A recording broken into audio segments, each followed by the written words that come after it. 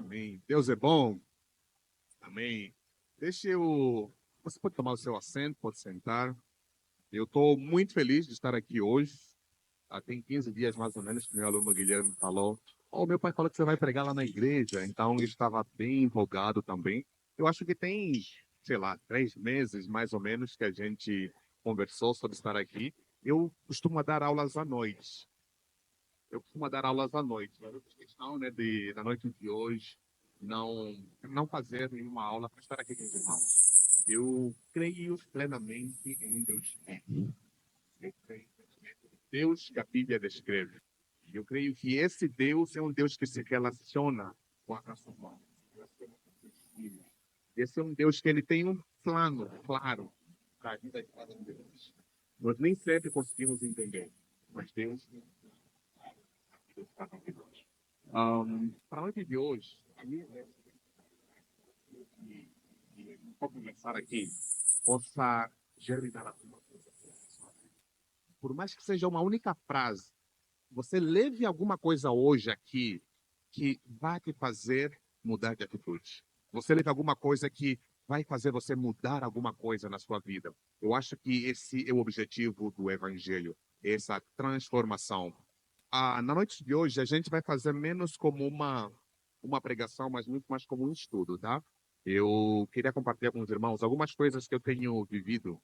Ah, o meu brother, meu amigo Wellington, quando ele conversou comigo, ele sugeriu o tema sobre viva a sua fé. Foi o primeiro tema que ele passou para mim. Que a gente possa ser cristão na quinta, na sexta, no sábado, no domingo, e que a gente possa transmitir isso para a família. Mas eu compartilhei com ele e falei, olha, esse tema é muito bom, só que eu tenho percebido algumas coisas na minha vida que Deus tem me despertado já tem muito tempo, e eu queria compartilhar isso com a igreja. E eu preparei um slide. Deixa eu ver se eu consigo. Acho que passei demais. Gente, se eu usar. Dá para ouvir?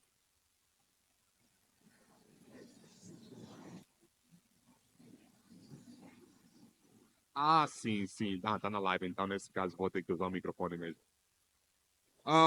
Pessoal, é o seguinte. Eu preparei nessa noite falar sobre a jornada. A jornada que nós estamos fazendo. A jornada que cada homem aqui presente está fazendo.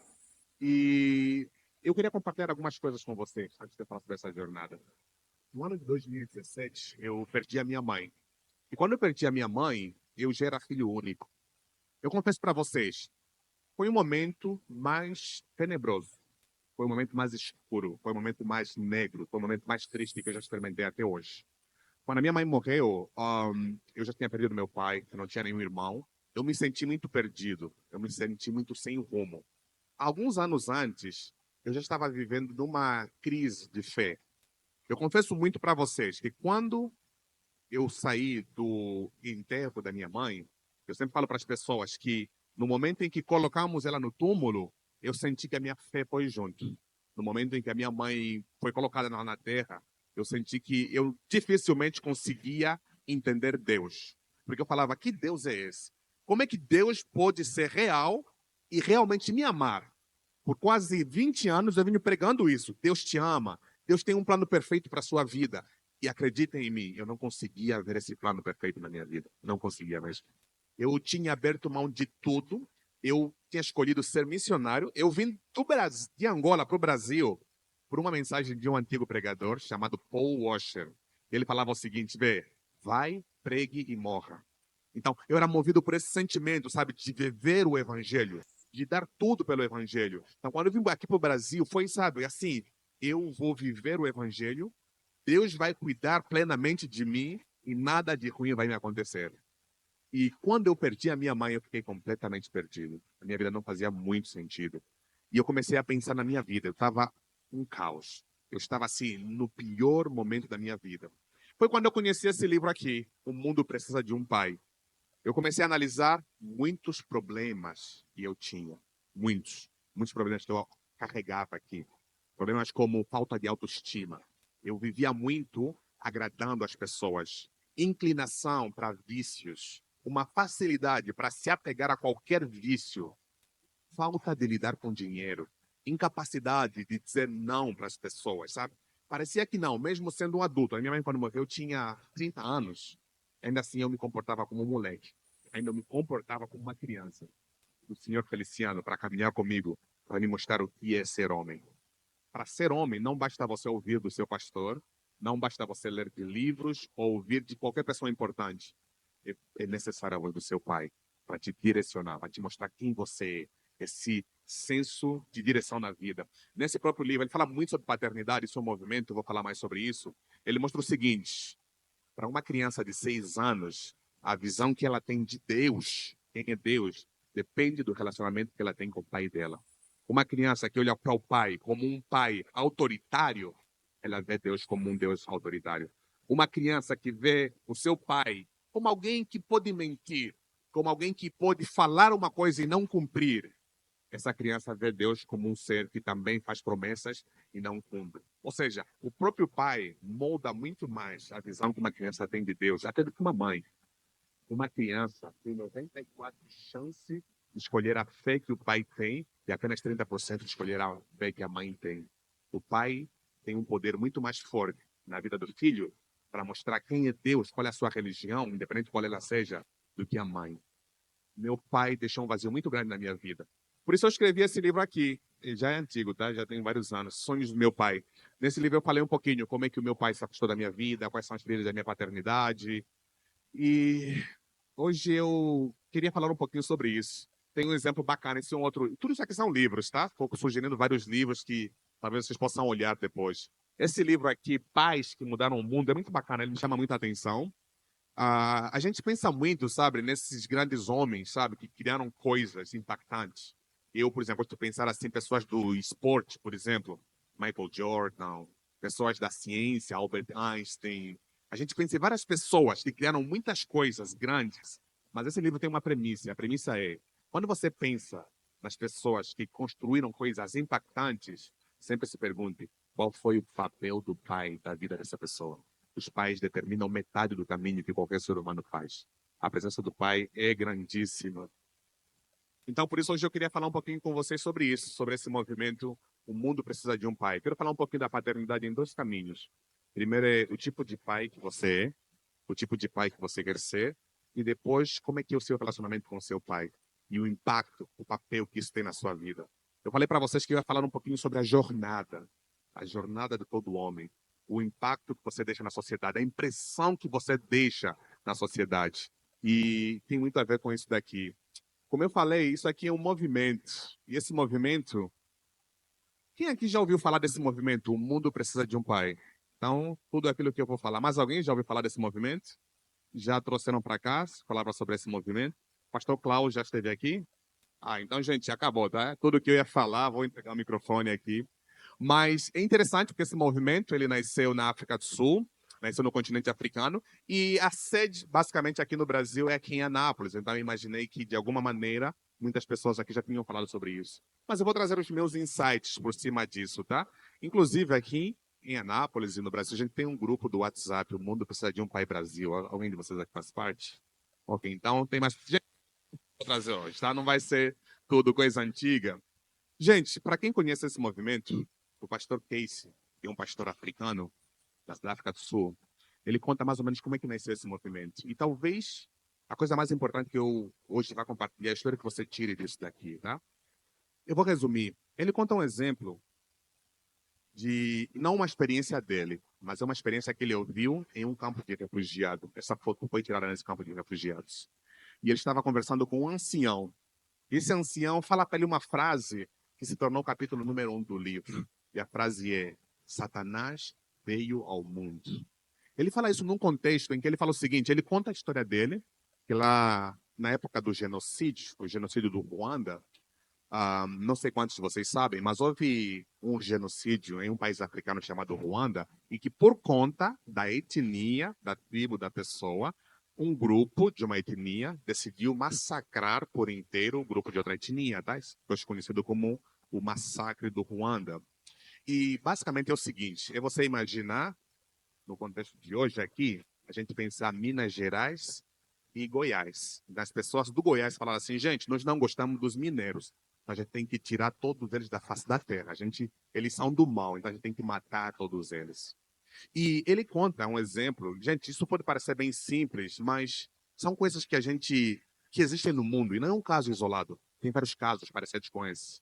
Ele dá um exemplo desse ancião que na aldeia dele, uma vez ele acordou ao choro, ele acordou aos gritos. Havia muito grito ali. Isso em 1990, mais ou menos, tá? Muitos daqui não tinham nascido ainda, talvez.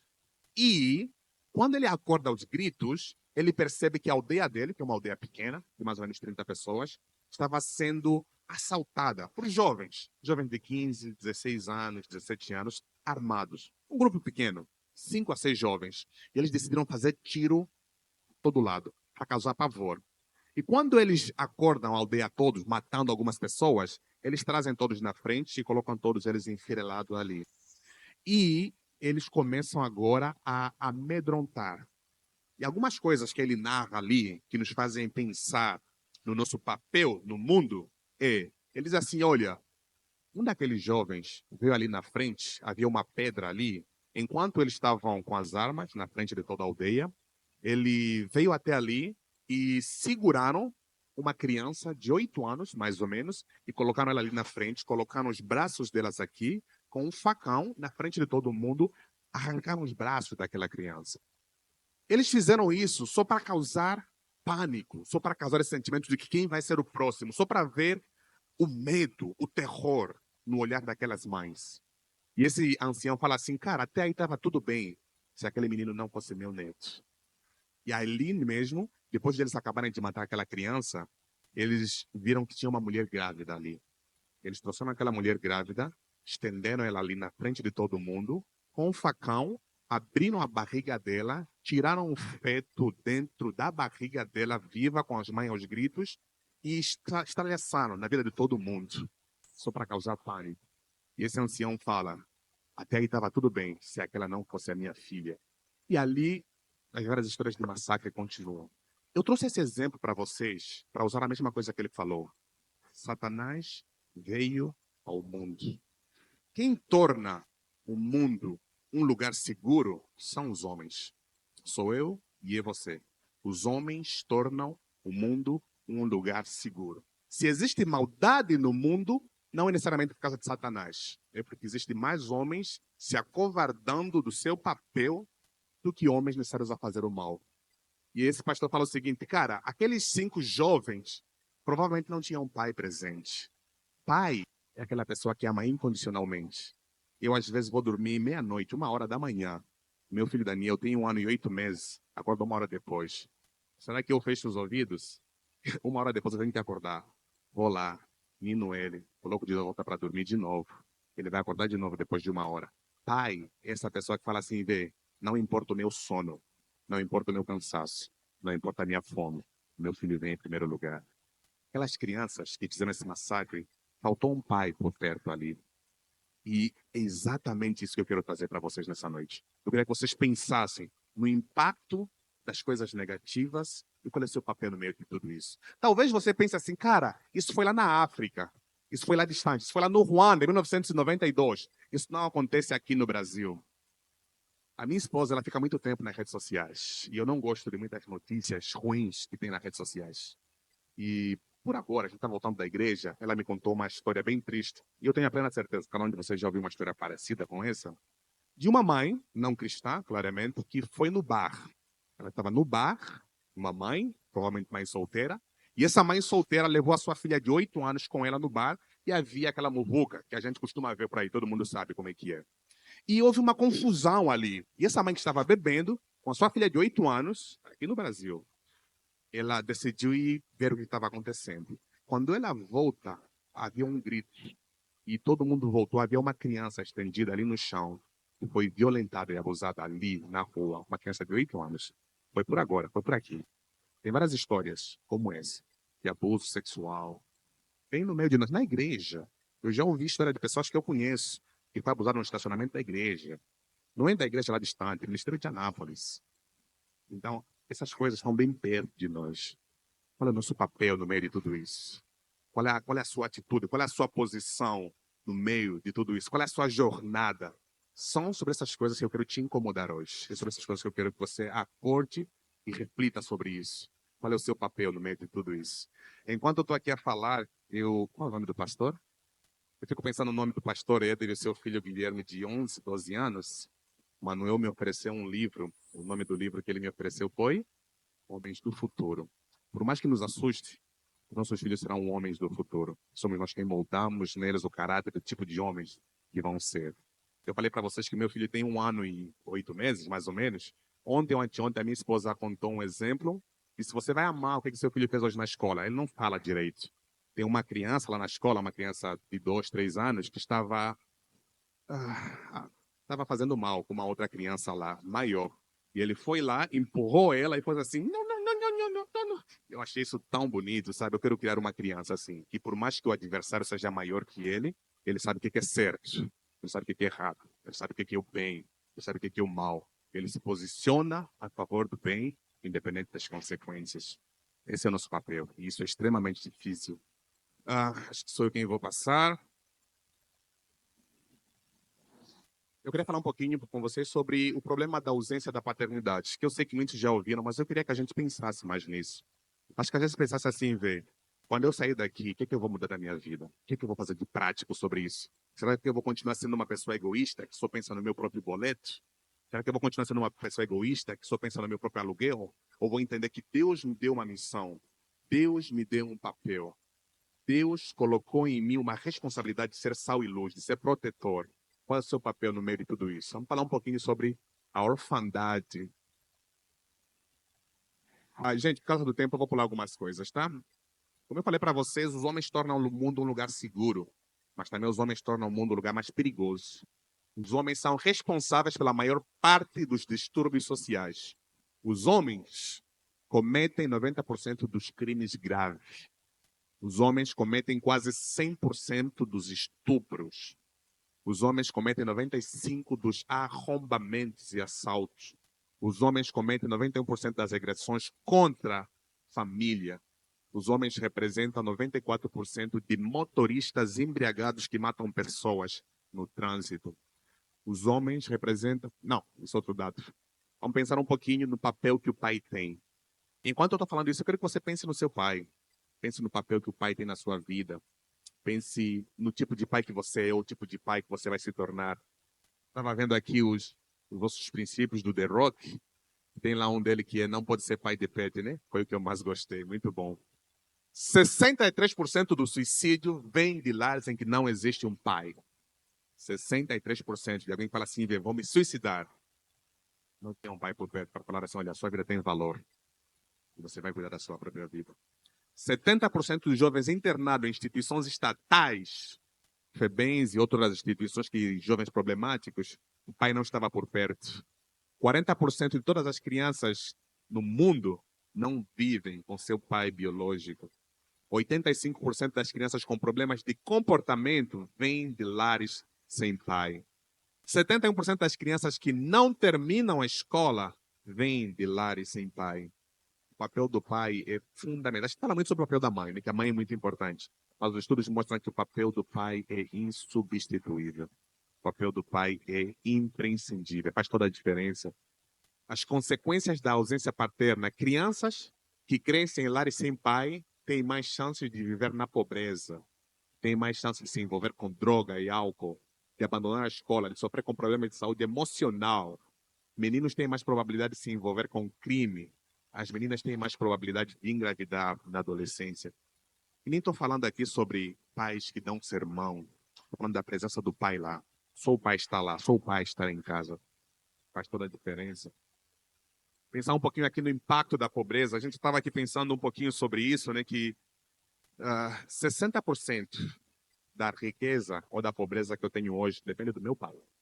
60% das dívidas que eu tenho hoje depende do meu pai. Como pai, eu sempre penso muito na vida do meu filho dessa maneira. O que eu estou deixando nas mãos do meu filho que ele vai replicar? A gente tem um trabalho muito grande pela frente. Eu e você temos uma missão muito grande que vai além do cuidar das nossas vidas. E, primeiramente, daqueles que estão do nosso lado, depois, replicar um pouquinho mais. Já falei bastante sobre isso. Desempenho na escola. Crianças do 7º a 12º ano que que vivem apenas com um dos pais biológicos apresentam médias escolares mais baixas do que aquelas que sempre viveram com ambos os pais biológicos. Como professor, a gente fala muito sobre isso, né? A gente tem muita coisa a falar sobre isso, né? Achei bacana o Guilherme encostar a cabeça no pai. Uma das coisas que eu faço lá na escola, lá no colégio, é fazer aula de reforço. Acho que o Wellington faz muitas aulas de reforço também. Se as escolas incentivassem os pais a estudar com seus filhos, o impacto seria bem maior do que os pais pagarem os professores para fazer sala de reforço. A criança aprende melhor com seu próprio pai do que com o professor. A criança que tem dificuldade na escola, ela olha para o seu pai, ela se espelha no pai. Aquilo que o pai consegue fazer, ela fala assim, olha, eu vou fazer também. Um dos pais que a gente mais tem que admirar é aquele pai que fala assim, cara, eu vou aprender matemática para ensinar para o meu filho. Eu vou aprender física para ensinar para o meu filho. Nosso papel vai nisso tudo ali também. Já falamos um pouquinho sobre isso. Praticamente todos os problemas sociais estão associados à ausência paterna. Crimes, uso de droga, álcool, gravidez, suicídio. Todos apresentam uma correlação mais forte com a ausência paterna do que com qualquer outro fator isolado. Gente, nós falamos muito sobre os problemas que tem no Brasil. Corrupção, falta de valores. Todos os problemas sociais que a gente conhece têm, de alguma maneira, uma ligação com o pai. Você vê um político corrupto, faltou um pai bom aí do lado dele para ensinar o que é certo e o que é errado. Se você vê um médico que não faz um bom trabalho, faltou um pai ali para lhe mostrar o que é certo e o que é errado. Todos os problemas sociais que a gente enfrenta seriam mais leves se a gente tivesse mais pais. Por isso, eu acredito que seria bem interessante, dentro do nosso papel, como igreja, nós temos um papel social, que é educar a sociedade, que é mostrar a moral para a sociedade. Uma das coisas como igreja poderíamos fazer mais é isso, é mostrar o papel do pai no lar e na sociedade. E mais interessante, ensinar os nossos filhos a serem bons pais. Mostrar para eles o referencial do que é ser um bom pai. Eu estou assustadíssimo para ter que mostrar isso para o meu filho no futuro, o que significa ser um bom pai. Porque eu sei que é extremamente difícil. É extremamente difícil. Quando a gente olha as coisas à nossa volta, a gente trabalha em escola, cada um no seu ramo de trabalho, vê muita coisa. O Manuel trabalha em capelania, trabalha no hospital.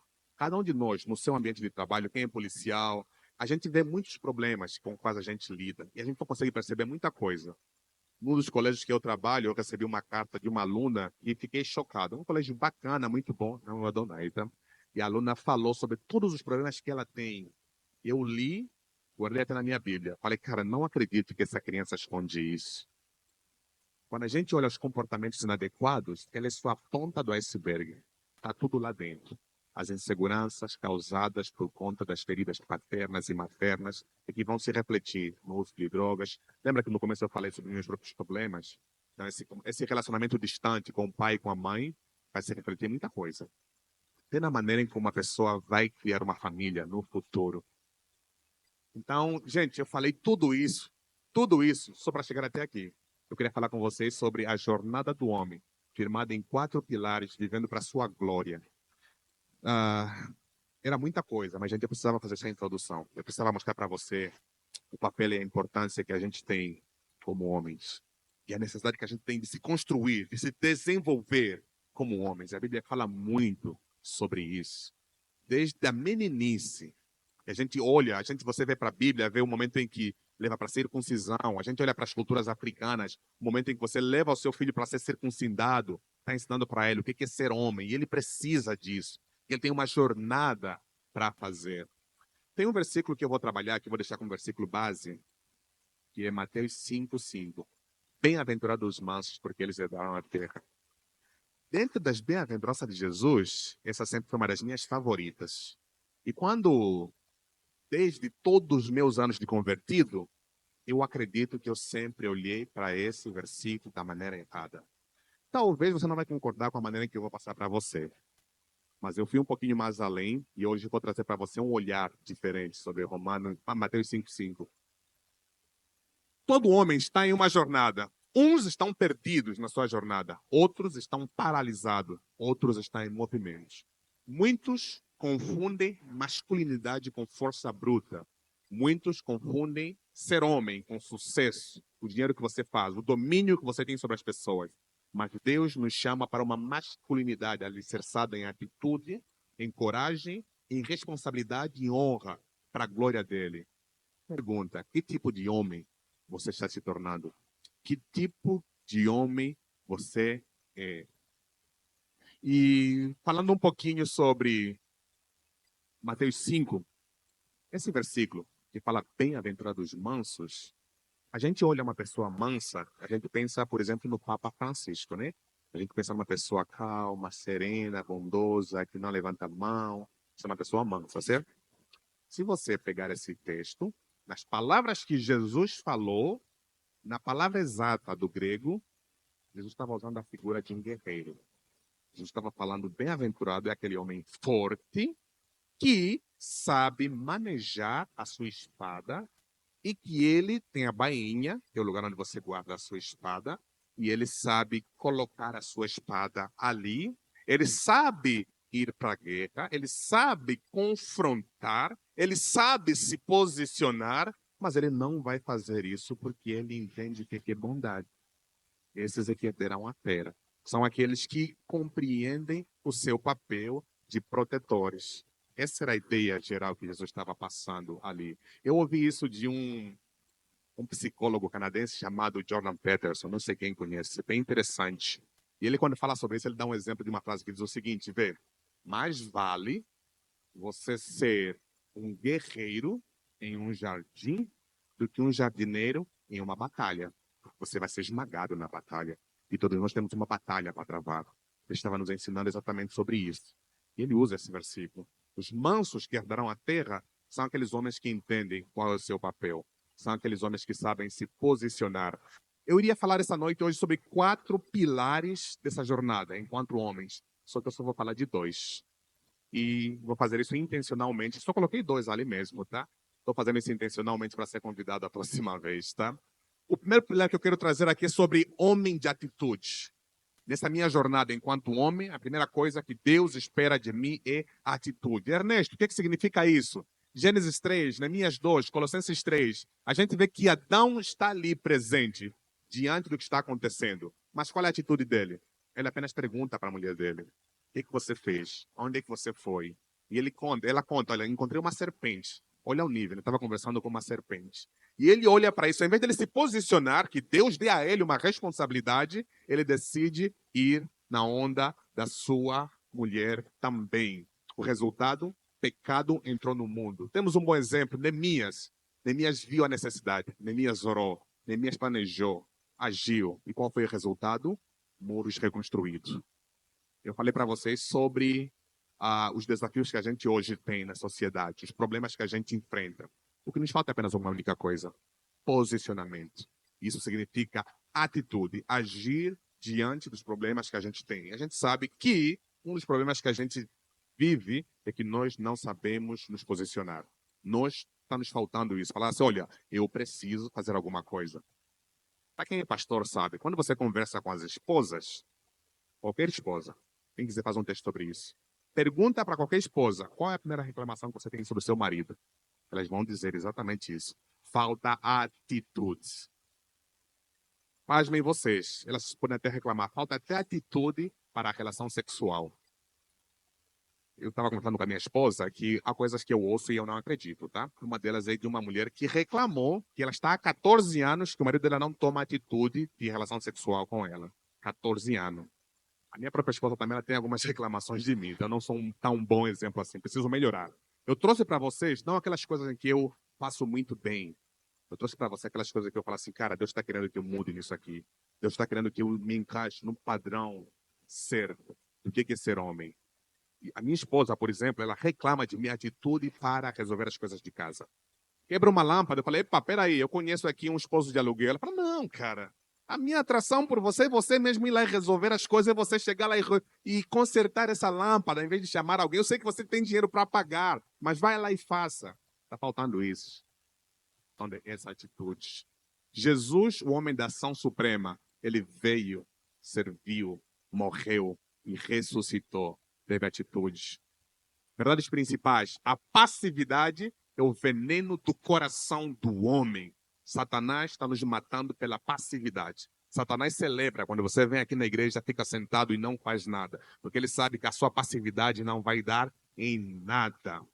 Agir é correr risco, é sair da zona de conforto. Ação que glorifica a Deus nasce de um coração sensível ao que importa para Ele. Você tem ficado passivo diante das coisas que Deus te chamou? Tem uma grande verdade que todo mundo conhece. Para que o mal triunfe, qual é a única coisa? Basta a gente ficar passivo.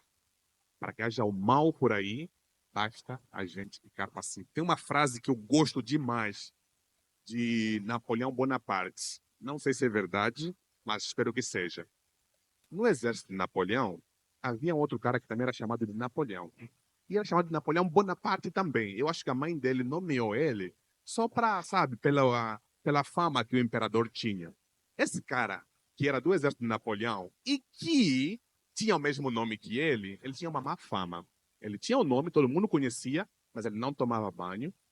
Ele era o mais fracote, ele era fugia das lutas e veio ao conhecimento do rei, porque o pessoal fazia piadinhas, né? Napoleão era um grande imperador. Napoleão conquistou a Europa toda. Ele tirou a coroa portuguesa lá de Portugal para vir aqui para o Brasil. E tinha esse cara fazendo mal do nome dele. Napoleão uma vez chama esse cara para cá. Disse assim para ele: olha, você ou você vai tomar atitude e continuar com o nome, ou então você vai mudar de nome. Ou você vai tomar atitude, ou vou arrumar um outro nome para você que cabe até você. E ele teve que tomar atitudes. Então é exatamente isso que a gente está precisando. Espero que nessa noite você volte para isso. Segundo pilar, homem de coragem. Tem muita coisa que a gente pode falar por cima disso. A gente começou lendo sobre Josué. Josué teve medo, sim, mas teve Deus que encorajou. Nesse texto que o irmão leu no começo, quantas vezes aparece ser forte e corajoso? Ser forte e corajoso. Ser forte e corajoso não significa que você vai ser uma pessoa inconsequente, que se joga para o fogo, mas uma pessoa que tem consciência, tem noção do que precisa ser feito e falar assim: olha, eu vou fazer isso. Eu vou encontrar um jeito de apagar esse fogo. Esse é o meu papel, essa é a minha responsabilidade. Davi enfrentou o gigante porque confiava em Deus, não porque confiava na sua própria força. Ser forte e corajoso é isso. É você entender assim: olha, existe um Deus gigante, existe um Deus grande. Eu me seguro na força desse Deus e eu faço coisas grandes. Eu amo o que Paulo fala em Timóteo. Deus não nos deu um espírito de covardia.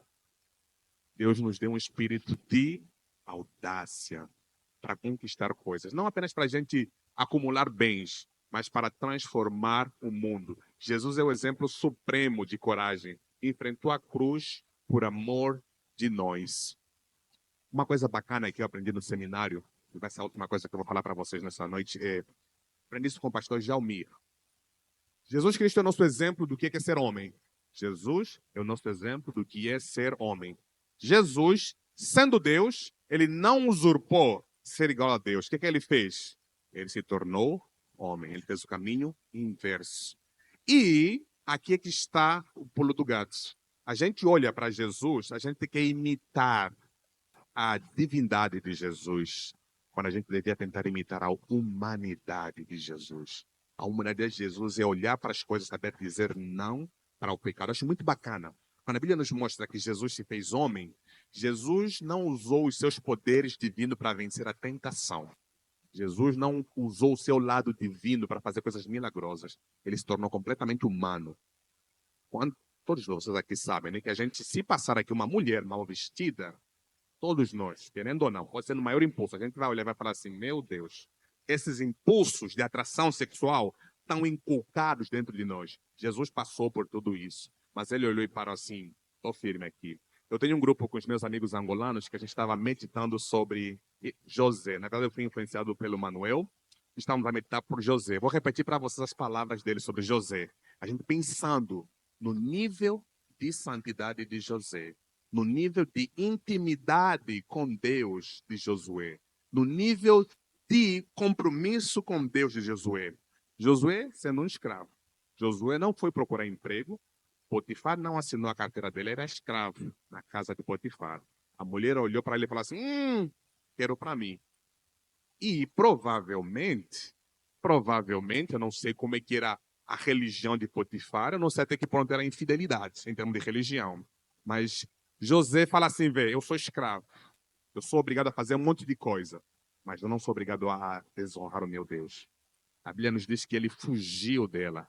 E a coisa que eu estava falando com ele estava falando para mim, na verdade, foi: se fosse nos dias de hoje, a gente correria para ela, né? A gente corria para o pecado, a gente procurava, né? Cadê a esposa de Potifar?